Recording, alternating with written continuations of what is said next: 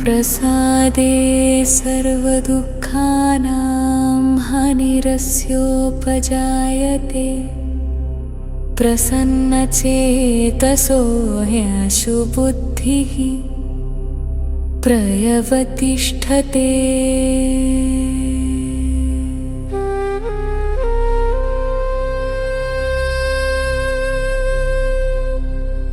శాంతి కలిగిన మనసుతో ఉన్నవాడికి అన్ని దుఃఖాలు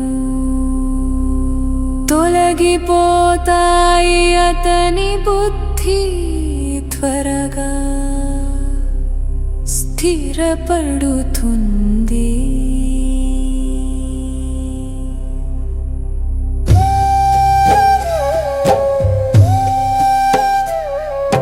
శాంతిగా ఉండడం అనేది జ్ఞానానికి మరియు ఆధ్యాత్మిక అభివృద్ధికి మూలం.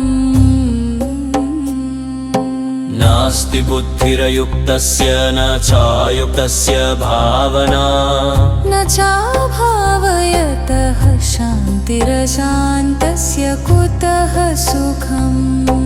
అయుక్తుడికి అనియమితమైన వాడికి బుద్ధి ఉండదు, బుద్ధి లేకపోతే ధ్యానం ఉండదు, ధ్యానం లేకపోతే శాంతి ఉండదు, శాంతి లేని చోట సుఖం ఎలా ఉంటుంది? మనస్సు నియంత్రణలో లేకపోతే శాంతి దూరమవుతుంది. శాంతి లేనిదే ఆనందం లేదు. ఇంద్రియాణం హి చరతాం యన్మనోరను విద్యతే తదస్య హరతి ప్రజ్ఞాం వాయుర్నావమివాంభసి. ఇంద్రియాల వెంట వెళ్ళే మనస్సు వాటి విషయాలలో నిమగ్నమైతే అది స్థిత ప్రజ్ఞతను పోగొడుతుంది. అలాంటి మనస్సు పవనంలో పడవలాగా అయోమయంలో పడుతుంది.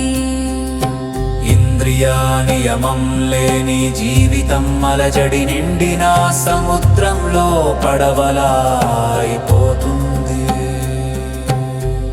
తస్మాత్ యస్య మహాబాహో నిగృహీతాని సర్వశః ఇంద్రియాణీంద్రియార్థేభ్యస్తస్య ప్రజ్ఞా ప్రతిష్ఠితా.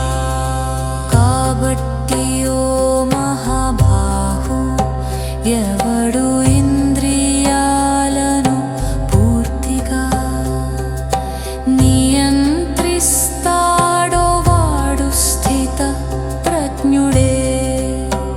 ఇంద్రియాల నియంత్రణ ద్వారా జీవితం ధర్మ మార్గంలో కొనసాగుతుంది.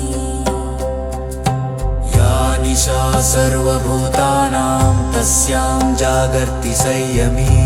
యస్యాం జాగ్రతి భూతాని సా నిశా పశ్యతో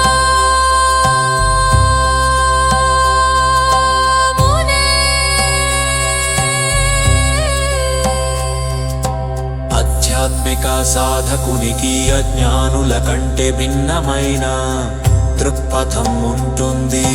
జ్ఞానికి శోధించదగినది ఏమిటో తెలిసి ఉంటుంది. సాధారణ ప్రజలకు అది అర్థం కాదు. బాహ్య విషయాల్లో నిద్రించే మునికి లోపలి ఆత్మబోధలోనే జాగ్రత్త ఉంటుంది.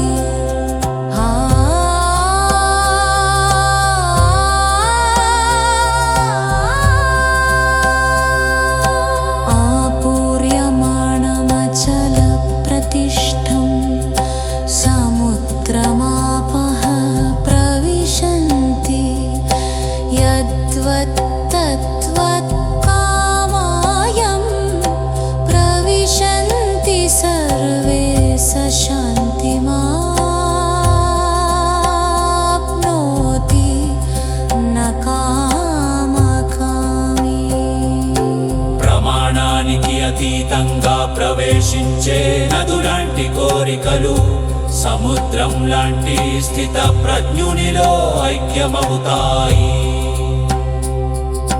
కానీ కోరికలను వదిలి నిరాసక్తుడైనది అనే భావం లేకుండా అహంకారాన్ని వీడి జీవించేవాడు శాంతిని పొందుతాడు.